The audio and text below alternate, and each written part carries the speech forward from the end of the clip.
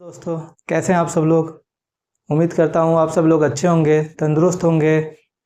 मैं हूँ साजिद और आप लोग देख रहे हैं स्टडी विद साजिद।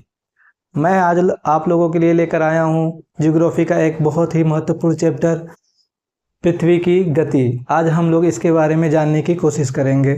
हम सभी को पता है कि दिन और रात होते हैं, सूर्य ग्रहण लगता है, चंद्र ग्रहण लगता है। तो क्यों लगता है? जब तक हम इसको जानने की कोशिश नहीं करेंगे तब तक हमको नहीं पता चलेगा कि ये क्यों होता है।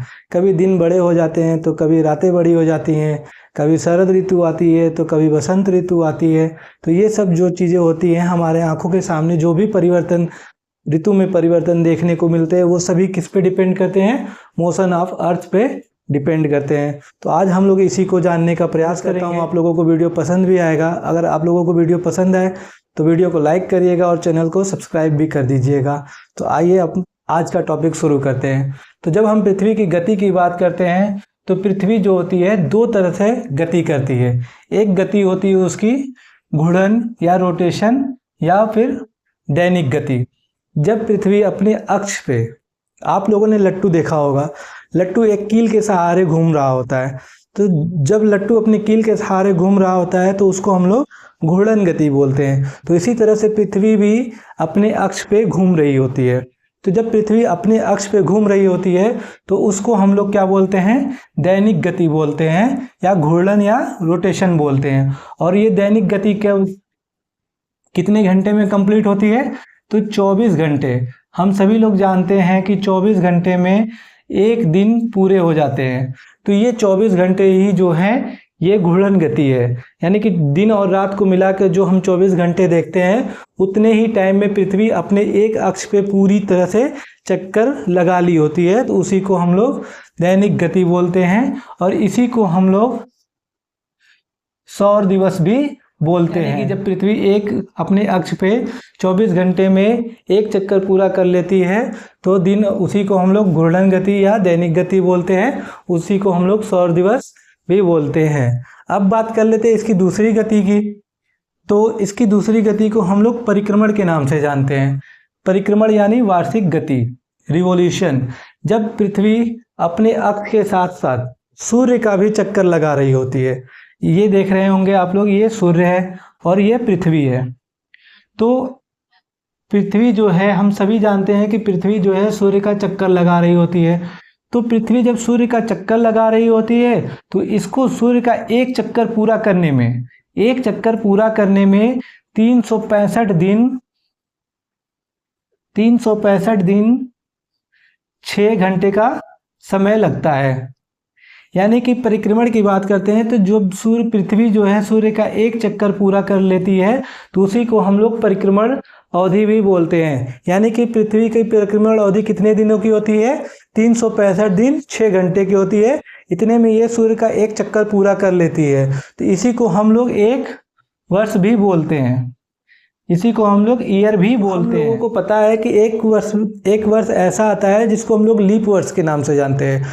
तो उस लीप वर्ष में क्या होता है कि फरवरी 29 दिन की हो जाती है। सामान्यतः हम लोग फरवरी को 28 दिन का देखते हैं, और 4 वर्ष के अंतराल पे ये डिफरेंस हमको देखने को मिलता है। और उस 4 वर्ष में क्या होता है कि फरवरी 29 की हो जाती है। तो ये जो 6 घंटे का हमको एडवांटेज देखने को मिल रहा है, यही 6 घंटे 4 वर्ष में जब हम मल्टीप्लाई करेंगे तो 6 चौको 24, यानी कि ये 24 घंटे हो जाएंगे। तो 24 घंटे जो होते हैं ये एक दिन के बराबर होते हैं। तो वही एक दिन हमको कहाँ मिलता है देखने को? लीप वर्ष में देखने को मिलता है, जिसमें फरवरी क्या होती है? 29 की हो जाती है। और ये कब होता है? 4 वर्ष के अंतराल पे, प्रत्येक 4 वर्ष के अंतराल पे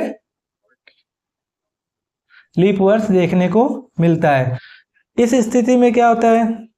जब पृथ्वी सूर्य का चक्कर लगा रही होती है तो इस स्थिति में एक ऐसी स्थिति आती है कि उस स्थिति में पृथ्वी जो होती है सूर्य के सबसे नज़दीक हो जाती है। यानी इनके बीच की दूरी जो होती है घट जाती है। तो जब इनके बीच की न्यूनतम दूरी होती है तो उस स्थिति को हम लोग उपसौर बोलते हैं, यानी कि पेरिहेलियन बोलते हैं। और ये स्थिति कब होती है? 3 जनवरी को होती है। 3 जनवरी के दिन पृथ्वी और सूर्य के बीच न्यूनतम दूरी होती है, वो स्थिति क्या होती है, उपसौर होती है, जैसे हम लोग इंग्लिश में पेरिहेलियन बोलते हैं।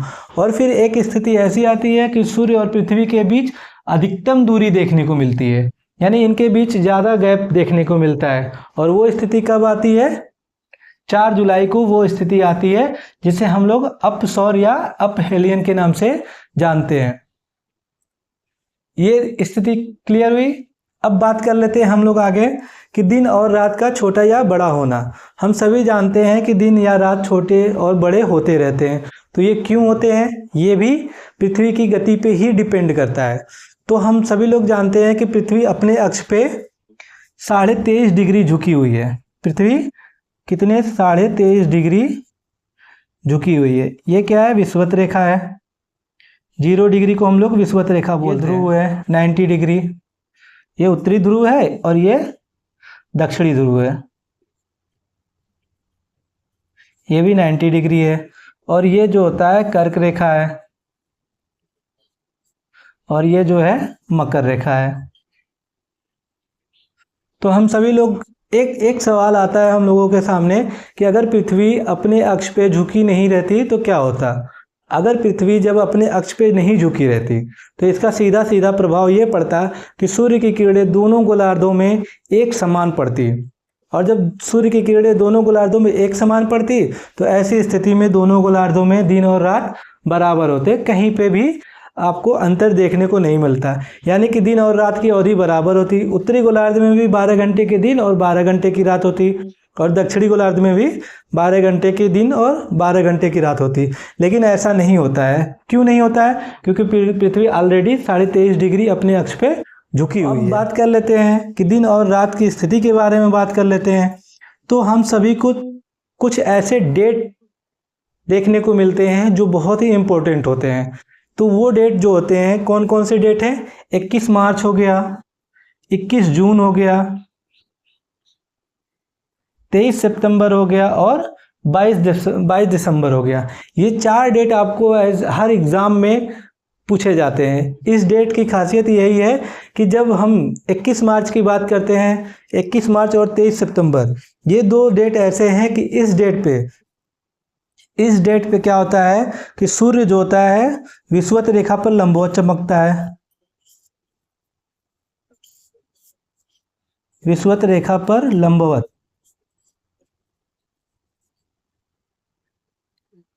लंबवत चमकता है। जब सूर्य जो है विषुवत रेखा पे लंबवत चमक रहा होता है तो दिन और रात की अवधि बराबर होती है। सूर्य पृथ्वी पर एकमात्र ऐसा स्थान है विषुवत रेखा जहां पे पूरे साल दिन और रात की अवधि बराबर रहती है। पूरे साल क्यों बराबर होते हैं, क्योंकि पूरे वर्ष जो है सूर्य की किरणें विषुवत रेखा पर लंबवत चमक रही होती है। बाकी अन्य क्षेत्रों पे सूर्य की किरणें कभी कर्क रेखा पे लंबवत चमकती हैं, कभी मकर रेखा पे। तो सूर्य के विस्थापन की वजह से अलग अलग क्षेत्रों पे अलग अलग प्रभाव देखने को मिलता है। सूर्य विस्थापित नहीं होता है, पृथ्वी के परिक्रमण की वजह से सूर्य की किरणें अलग अलग जगहों पे अलग अलग पड़ती हैं, इसलिए ये प्रभाव देखने को मिलता है। अब बात कर लेते हैं 21 मार्च की।